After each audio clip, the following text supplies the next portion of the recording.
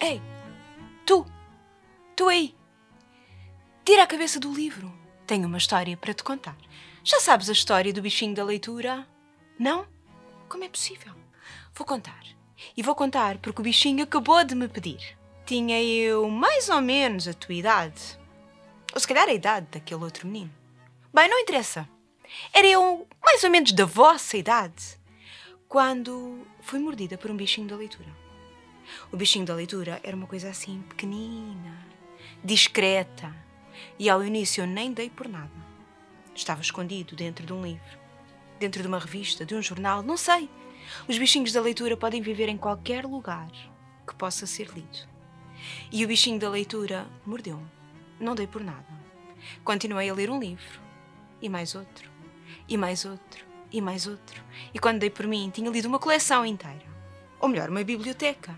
E só descobri naquele dia em que peguei num grande calhamaço e precisei das duas mãos para o fechar com toda a força.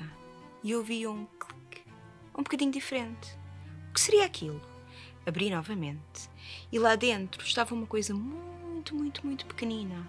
Parecia um mosquito, com umas asas muito pequeninas, transparentes. Achei que eram daqueles bichinhos que ficam no papel, mas não era. Estava muito enganada. Mais tarde, vim a saber tudo sobre os bichinhos da leitura e o quão diferentes são uns dos outros.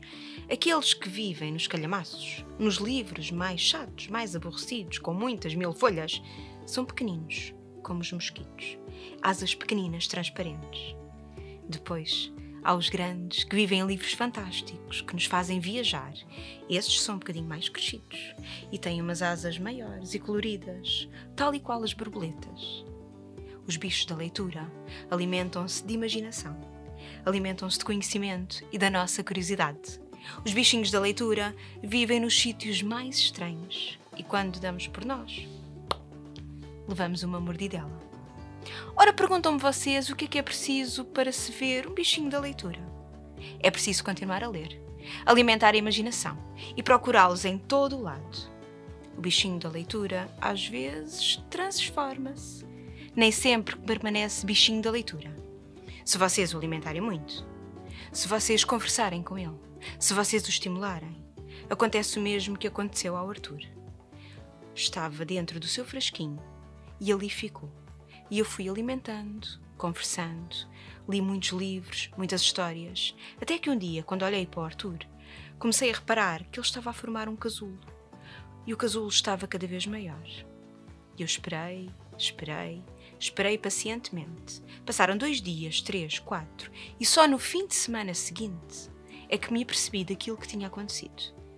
O Arthur, o meu bichinho da leitura, transformou-se, cresceu e dele nasceu o bichinho da escrita. O bichinho da escrita é um bocadinho mais complicado. Dá-nos uma comichão enorme na cabeça, dá-nos uma comichão por todo o corpo e não é a coçar que se resolve. Com o bichinho da escrita, a comichão vai descendo por nós até chegar à ponta dos dedos. E quando chega à ponta dos dedos, não há outra solução. Pegamos uma folha, numa caneta ou no lápis e começamos a escrever tudo o que diz a nossa imaginação. Com o bichinho da leitura, é fácil perceber como as coisas funcionam. Ficamos com aquilo que se chama uma papel-livros. Sabe o que é uma papel-livros? É muito fácil. Não dá comichão. Não dá dores de cabeça, não dá comichão aqui em cima, nem arrepios pelo corpo fora. Só dá muita curiosidade. Também não precisas te preocupar, porque não vais ter febre, nem urticária, nem dores de garganta.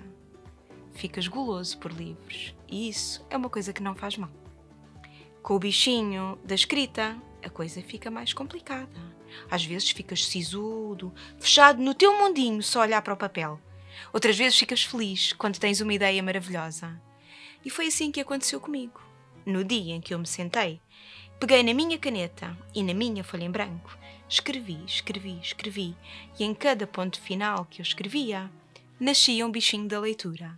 Quando cheguei ao final, tinha uma família enorme de bichinhos da leitura a olharem para mim, que decidiram ficar naquela história. A história que eu vos estou a contar foi a história que eu escrevi, a história do bichinho da escrita e do bichinho da leitura. E garanto que se fizeres como eu, estimulares a tua imaginação, a qualquer altura vais ver o teu bichinho nascer. Acreditas? Estás a ouvir? Estás a ouvir?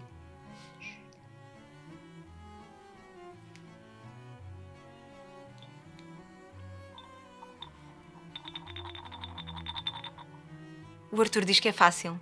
Basta pegar numa folha em branco, numa caneta e já está. Obrigada, bichinho. Até à próxima.